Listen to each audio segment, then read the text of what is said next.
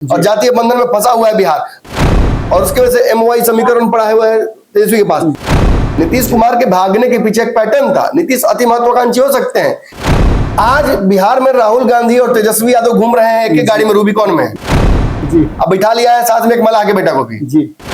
क्यों छठे पटे कटे हो? बिल्कुल। क्यों दिल्ली में केजरीवाल को हरा दिया जी? रोक कर एम्बुलेंस को जगह दे देंगे तो उनका नेतागिरी घट जाएगा। इसमें पद छोड़ने को लेकर लोग इच्छुक नहीं है।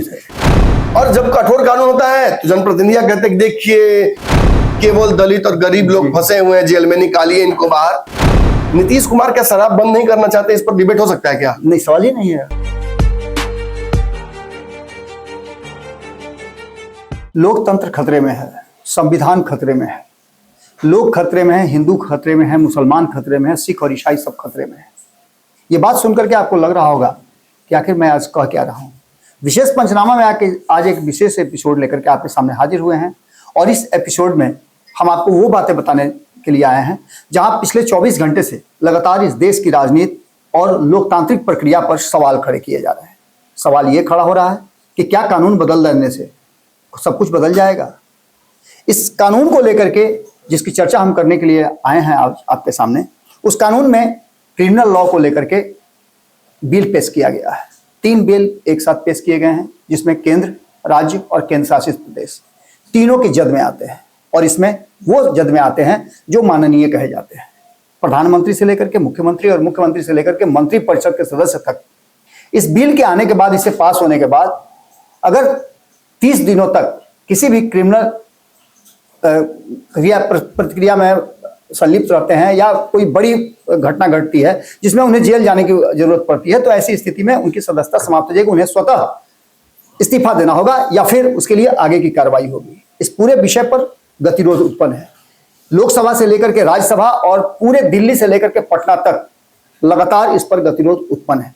विवाद बढ़ गए हैं, और इस पर पहली बार देखा गया है कि अमित शाह के सामने किसी ने कागज फाड़ करके उन पर फेंका, जिसका जवाब उनको देना पड़ा। इन सभी विषयों पर बात करने के लिए बारीकी से, गंभीरता से नमन जी हमारे साथ हैं, और विशेष पंचनामा में आज इसी पर हम बात करेंगे, क्योंकि ये सीधा उस लोगों से जुड़ा हुआ है जिन्हें आप चुन करके भेजते हैं, और साथ ही ये उस बात से भी जुड़ा है कि क्या आम आदमी से अलग होते हैं ये लोग? जो कानून आम आदमी के लिए है वही कानून इनके लिए क्यों नहीं?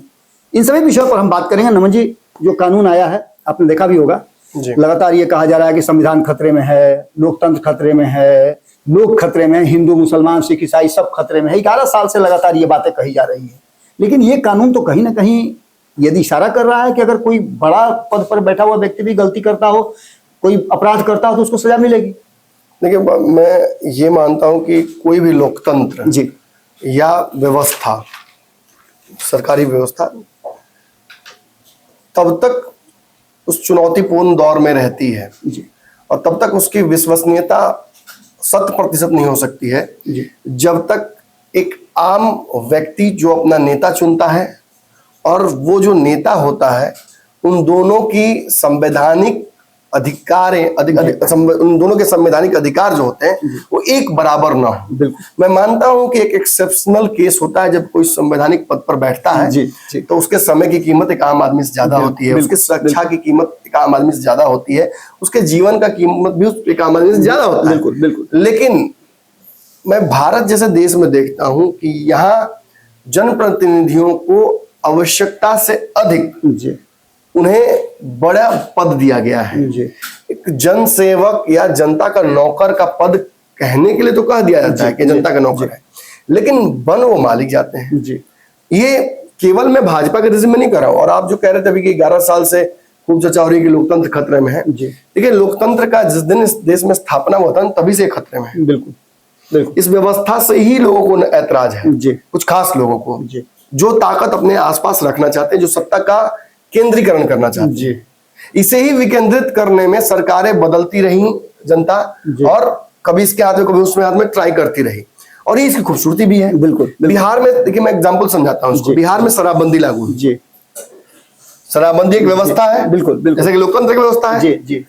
शराबबंदी से क्या 100% लोग बिहार के खुश हैं? बिल्कुल नहीं, बिल्कुल नहीं। क्या शराबबंदी 100% फुल प्रूफ है? बिल्कुल नहीं। ये तो लोकतांत्रिक कमियां हैं जी, जो इंडिफरेंसेस है, इरेगुलरिटीज है इस कानून में लूप्स हैं जी। जिसका फायदा उठाकर बिहार में कुछ लोग शराब पी रहे हैं, कुछ जहरीली शराब पी के मर रहे जी। हैं, कुछ लोग पूंजी अर्जित कर रहे हैं शराब बेचकर, बिल्कुल। कुछ ने तो इंडस्ट्री ही अंडरग्राउंड लीकर इंडस्ट्री डेवलप कर ली है। जी जी तो इसके पीछे सरकार की मंशा क्या इन बाई प्रोडक्ट्स की तरफ होगी या संपूर्ण शराबबंदी की तरफ होगी? जी, मंशा तो शराब बंद करना होगा ना, जी निश्चित। बस इच्छा शक्ति में कमी रहेगी, जी, इम्प्लीमेंट में कमी आ गई, इम्प्लीमेंटेशन में कमी रहेगी। इच्छा मतलब कहीं से भी उनके जो मोटिव है, हाँ, मोटिव उसमें कोई सवाल तो नहीं करा जा सकता ना।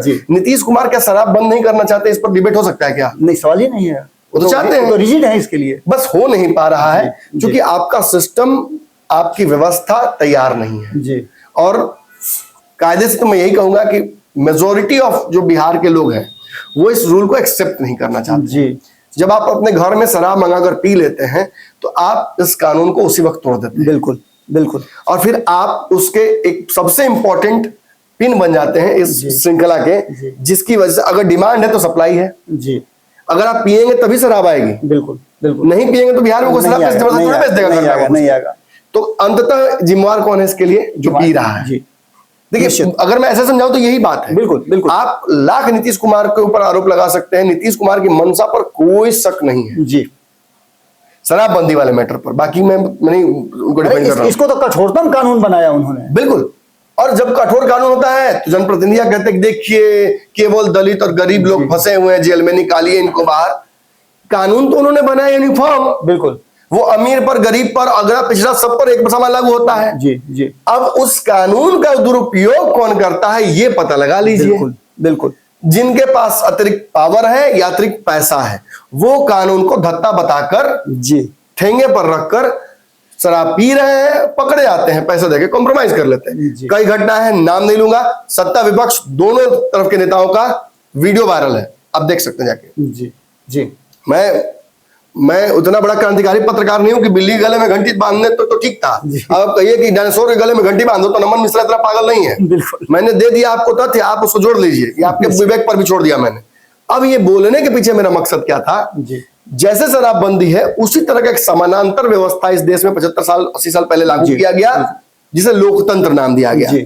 इसे अलग अलग तरीके से फूल प्रूफ बनाने की कोशिश की गई। लेकिन अगर आप रिजिड होकर कह दीजिएगा कि बाबा साहब का बनाया हुआ संविधान कोई छेड़ नहीं सकता है, तो इसका मतलब आप स्थिर हो गए हैं जी, आप आगे बढ़ने की इच्छा समाप्त कर चुके हैं और एक ऐसी व्यवस्था में आप कंफर्टेबल शिफ्ट हो गए हैं जहां से बाहर निकलने में आपको डर लगता है। निश्चित रूप से व्यवस्था कोई भी बनती है तो उसमें संशोधन होते हैं, उस पर विचार संशोधन नहीं होगा, अपग्रेड नहीं होगा। आप एक मोबाइल खरीद रहे हैं, हर 10 दिन पे उसमें फर्मवेयर आ रहा है, यहाँ 18.8 iOS फलना ढिमका आ रहा है ना, और आप बहुत खुशी खुशी एग्री टू ऑल बिना पढ़े। जी जी जी। ओके, हाँ आपका सब फोटो चुरा दें, हाँ ठीक है, ओके आपका सारा बैंक से खाता निकाल दें, ओके ओके, एकदम सब बिना पढ़ले एग्री कर देते हैं। और जब लोकतंत्र जैसी व्यवस्था जो आपके खाने से, पीने से, पहनने से, रहने से, आपके विचारधारा से, आपके साहित्य से, सब से जुड़ा हुआ है, उसे आप इतनी आसानी से कैसे छोड़ सकते हैं? जी, उसमें तो आपको ज्यादा इंटरेस्ट लेना होगा, निश्चित, और उसके लूप होल्स को आपको करेक्ट करना होगा।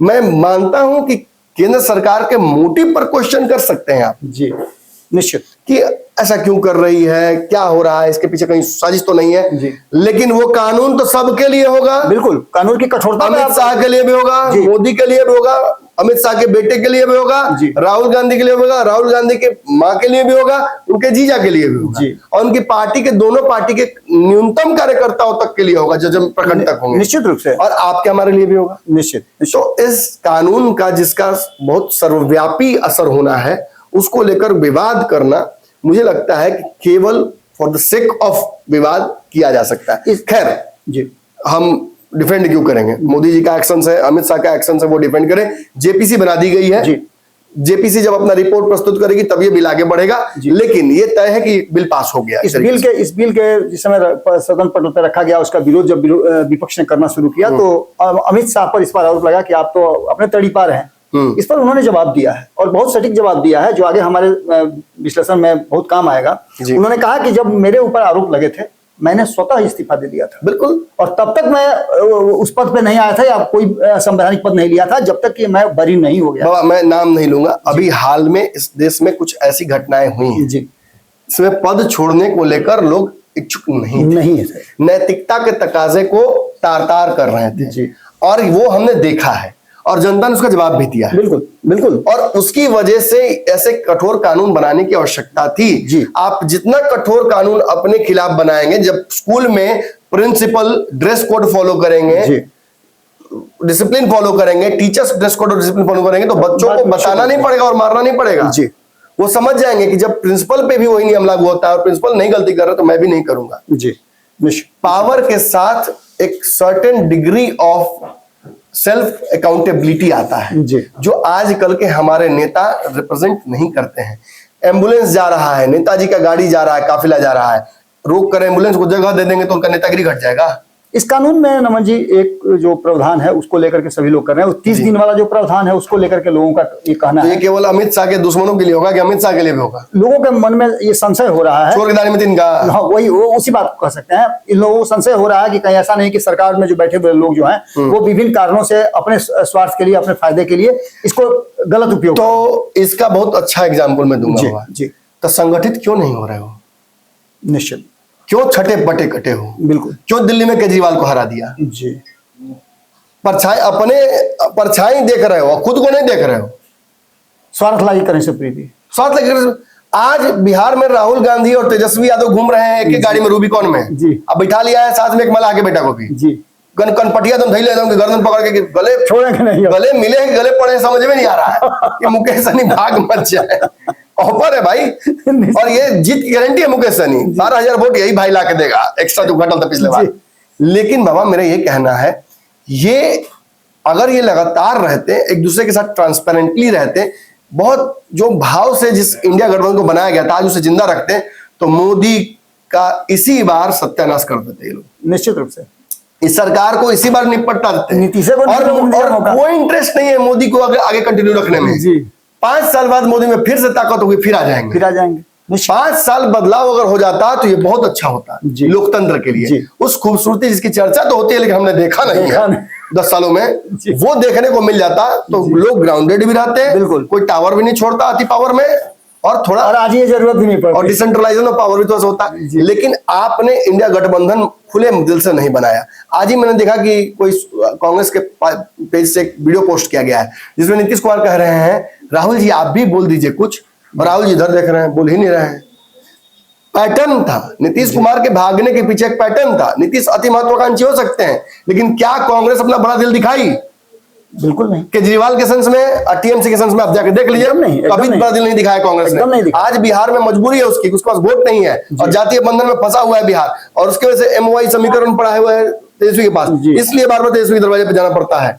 नहीं तो तेजस्वी के पास अगर एमओआई देने के लिए नहीं होता तो कांग्रेस उधार मांगने भी नहीं आती। बिल्कुल। 2014 आपको याद होगा नमन जी कि इसी तरह का एक बिल आया था। इस बिल को फाड़ करके राहुल गांधी ने कहा था कि इस तरह का कोई कानून नहीं आना चाहिए, और उसी में आज तक लालू प्रसाद जो है फंसे हुए हैं।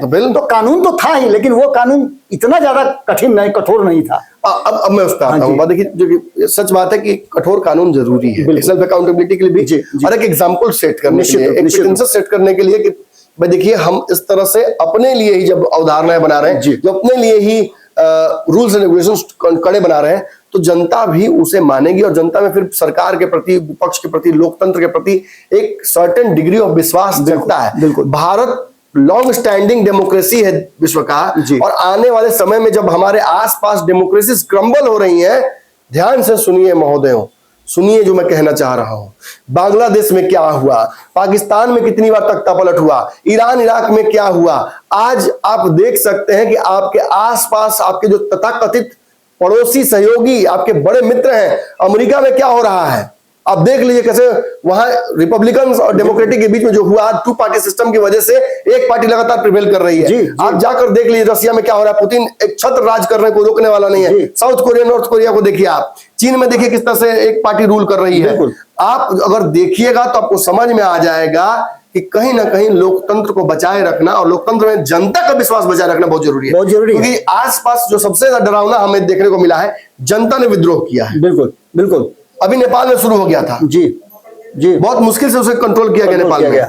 ऐसा अगर देश में हमारे शुरू हो जाता है गृह युद्ध की स्थिति, तो मानकर चलिए कि हम अपने से सेल्फ एमोलेट हो जाएंगे। हम तो टाइम बम पे बैठे होंगे। बिल्कुल, सबसे बड़ा दुनिया का सबसे बड़ा लोकतंत्र है और यहाँ 51 लोग हैं, 49 लोग पर राज करते हैं। मुझे यही लगता है बाबा कि इट्स बेटर कि जनता को विश्वास दिला दिया जाए, विपक्ष और सत्ता पक्ष पे तो लड़ाइयां चलती रहे, वो ज्यादा हमारे लिए फायदेमंद है। लेकिन अब बात है इस बिल का फायदा नुकसान। जी जी। अब वो बात जिसकी चर्चा करने हम आए हैं, ये तो मेरा व्यक्तिगत मत था इस बिल को लेकर। ऐसे किसी कठोर बिल के लिए मैं रेडी हूं जी। लेकिन अब इस बिल का उपयोग दुरुपयोग, देखिए तेजस्वी यादव ने एक बयान दिया है और एक चर्चा हो रही है बिहार के गलियारों में। तो पहले मैं तेजस्वी के बयान को बता देता हूं। तेजस्वी यादव ने कहा है कि नीतीश कुमार और नायडू, इन दोनों को एडजस्ट करने के लिए, जी, सेट करने के लिए, अंकुश में रखने के इन दोनों को काबू में रखने के लिए और इन दोनों को भागे नहीं, इसलिए ये बिल लाया गया। इसलिए बिल लाया गया जी। खैर, नायडू वाले चैप्टर को तो हम एक्सप्लेन नहीं करेंगे, मौजूद में पढ़ने की जरूरत नहीं है। जी। लेकिन ये नीतीश कुमार के लिए खतरनाक कैसे हो सकता है? देखिए, आपको अच्छे से पता है कि महाराष्ट्र में क्या हुआ है। जी। आपको ये भी पता है कि अमित शाह बिहार में करना क्या चाहते हैं। जी। बिहार में इट्स हाई टाइम की भाजपा अपना मुख्यमंत्री दे, और भाजपा उसी लिए सारी तैयारी कर रही है। आप देख सकते हैं, निश्चित निश्चित वो दिख रहा है। और अगर इतने के बावजूद मुख्यमंत्री नीतीश कुमार बनते हैं और फिर 5 साल झेलना पड़े भाजपा को, जी। तो इसके लिए भाजपा तैयार नहीं है। वो तो साफ नजर आ रहा है। 5 साल नहीं बर्दाश्त करेगी। अब मैं ये दावे से कह रहा हूं कि मुख्यमंत्री नीतीश को बनाएगी जी। 5 साल नहीं बर्दाश्त करेगी, ये तय है। और ऐसी स्थिति में नीतीश कुमार को हर तरह से सेट कर देना जी। बीजेपी चाहेगी। जी। उनके संगठन को सेट कर दिया।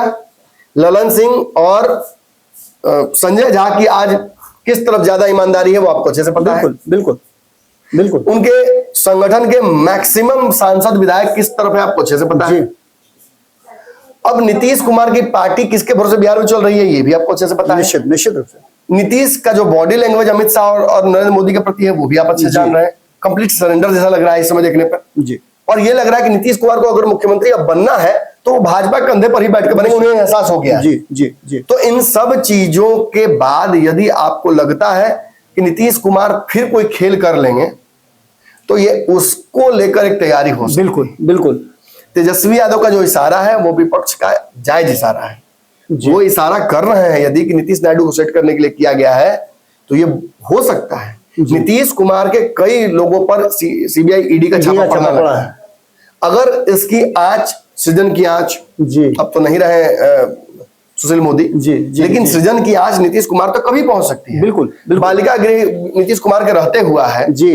अगर सरकार की इसमें थोड़ी भी संलिप्तता या इरेगुलरिटीज दिख जाए, नीतीश कुमार के आसपास बैठे हुए संजीव हंस जैसे कई आईएएस ऑफिसर्स, बिल्कुल, उन पर गाज गिर चुका है। बार बार पुल गिर रहा है बिहार में, एक ही पुल 2 बार गिरा है। जी। कितना का नुकसान उसमें हुआ है। निश्चित। उसके अंदर जो कंपनी डिफॉल्टर थी उसको फिर काम कैसे दे दिया गया और बिहार में काम कैसे कर रही है। जी। इन सब चीजों पर यदि जांच सघनता से, मजबूती से हो जाए, यही प्रशांत किशोर भी कहते हैं कि विपक्ष और पक्ष दोनों मिला हुआ है, तो तेजस्वी कैसे नीतीश कुमार के खिलाफ बोल पाएंगे? निश्चित नहीं बोल पाएंगे। निश्चित रूप से। वो जिन मुद्दों पर घेरना चाहिए नीतीश कुमार को कभी नहीं घेर पाएंगे। और इसी वजह से प्रशांत किशोर या किसी एक ऐसे व्यक्ति की आवश्यकता पड़ती है बिहार में जो विसल ब्लोअर बने तो दोनों के लिए बने, उसको दोनों में किसी से नहीं मतलब हो। और जब इतना खुल के प्रशांत कह देते हैं कि मेरे 15 विधायक जीत जाएंगे तो मैं उनको छोड़ दूंगा, तो ये भले वो छोड़े ना छोड़े वहां उस समय की बात होगी, लेकिन इस वक्त this gives a confidence to the common voter कि वो दोनों के ऑप्शंस के अलावा तीसरे की तरफ भी सोचे। और ये फिर वही लोकतंत्र की खूबसूरती की तरफ इशारा करता है। तो रही बात तेजस्वी यादव की, तो निश्चित ही तेजस्वी के बात में पॉइंट है। नीतीश कुमार को सेट करने के लिए 30 दिन वाला ये कानून बहुत खतरनाक है। 30 दिन तक अगर जांच भी चल जाए तो नीतीश उतना बर्दाश्त नहीं कर पाएंगे, तय। बिल्कुल। अब जरा मैं आता हूं इसके फ्लिप कॉइन की तरफ। जी। ये तो हेड टेल में हेड था, अब टेल की तरफ चल जाए ना, चलते हैं। जी बिल्कुल। इस कानून के बनते ही मुझे एक पहला फोन आया। जी। किस पार्टी से आया मैं नहीं बताऊंगा, आप समझ जाइएगा। उस पार्टी के नेता ने मुझसे पूछा कि नमन जी इतना बड़ा कानून बन गया, ये तो विरोध विपक्ष को करना चाहिए, ऐसे कर दिया ऐसे कर दिया, इसको मिसयूज किया जाएगा। हम बोले इस कानून के पहले लाभुक कौन होंगे? तो जिस पार्टी के वो हैं उसी पार्टी के नेता का नाम बोलना। जी। ये क्या इशारा करता है? निश्चित रूप से इशारा करता है, वही बात जो आप कह रहे हैं उन्हीं बातों की तरफ इशारा कर रहा है कि कहीं ना कहीं भारतीय जनता पार्टी ये कानून लेके आ रही है तो अपने लिए तो ला ही रही है। Land for job, land for job कई इरेगुलरिटीज जी। लालू यादव के रेल मंत्री रहने के दौरान उनके परिवार के कई सदस्यों पर कई तरह के आरोप लगे हैं जी। जिसमें जिसकी जद में सबसे ज्यादा अगर कोई है तो वो बिहार में महागठबंधन के सीएम के कैंडिडेट, जिनको राहुल गांधी ने भी सीएम घोषित कर दिया, जी, साथ में लेके घूम रहे वो हैं। और तेजस्वी यादव पर आप अच्छे से जानते हैं कि ईडी सीबीआई का जिस तरह से शिकंजा कसा हुआ है, 30 दिन की न्यायिक हिरासत तेजस्वी यादव के लिए पीस ऑफ केक है जी। ऐसे आएगा ऐसे करके निकल जाएंगे, बिल्कुल। लेकिन निकलेंगे तो उसके बाद जी, वही होगा, उनका पद जाएगा। अब आपको हम बताते हैं असली कहानी। अब जो दर्शक यहां तक टिक गए हैं, असली क्रीम उनको देते हैं। जो अब तक निकल नहीं है वो तो रील में शायद देखेंगे हो सकता है, जी, जी। अब नहीं हो जान पाएंगे, कहेंगे अच्छा वहां सुने थे यहाँ नहीं सुने थे। अब जरा इसको दोनों हेड और टेल कभी मिलता नहीं है, नहीं मिलता है। लेकिन हम आपके लिए बीच से चीर के दोनों को सामने कर देते हैं। अच्छा, ठीक है, ठीक है, ठीक है। 1 रुपए के सिक्कों को 2 पार्ट में डिवाइड करते हैं, नॉट 50-50, बीचों बीच अंचलुआ हो जाएगा। अंचलुआ हो जाएगा, लेकिन हो सकता है बाबा काम कर जाए, काम कर जाए। बिल्कुल, कई बार ड्रास्टिक मेजर्स लेने पड़ते हैं ना। जी, जी। ये वही है।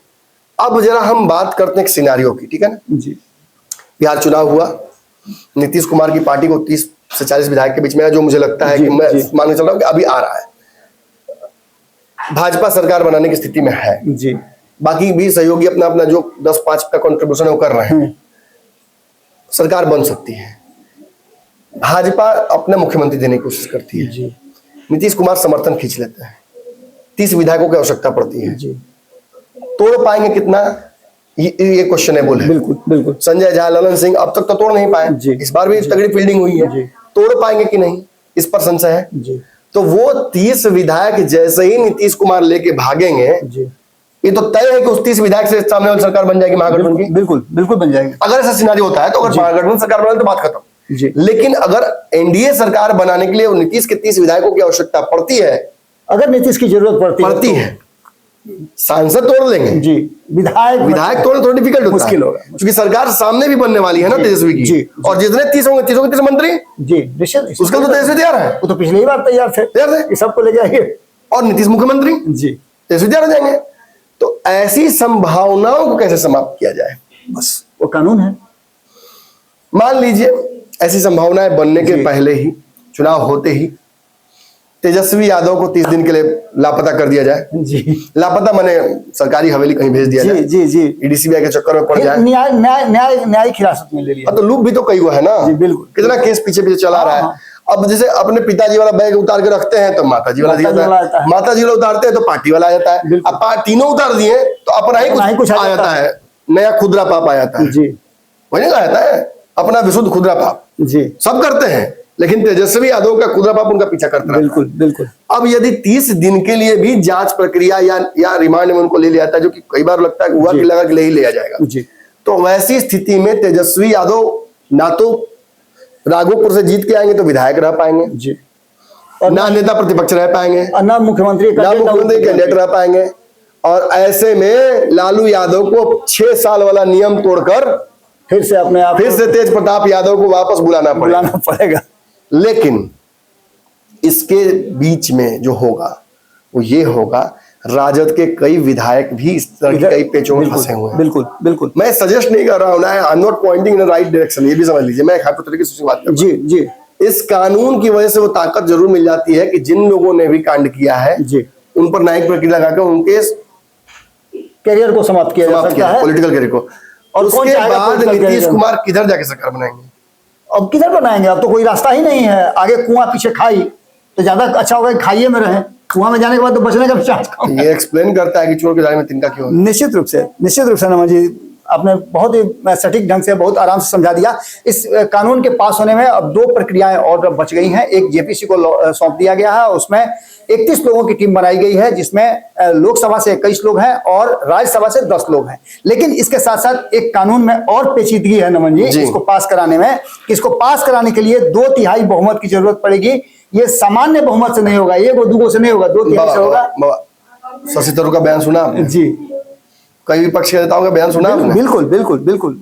भाजपा ने अपनी फील्डिंग कर ली है जी, उसके बाद ही इस कानून को उसने लाया है। निश्चित रूप से आपने बहुत गुड बात कह दी। तो कैसा लगा ये हमारा विश्लेषण, आप जरूर बताइएगा। और आप क्या सोचते हैं, क्या इस कानून से वास्तव में हमारे यहाँ अमन चैन और जो कानून का राज कहा जाता है वो आ जाएगा? माननीय भी अब उस दायरे में आ जाएंगे और वो कई तरह के आरोप लगते हैं जो कहा जाता है कि दागी हैं, इतने परसेंट दागी हैं, इतने परसेंट दागी हैं, ये सब कुछ खत्म हो जाएगा। जुड़े रहिएगा और देखते रहिएगा पंचामा, लेकिन कमेंट बॉक्स में अपनी राय जरूर दीजिएगा। बहुत बहुत धन्यवाद।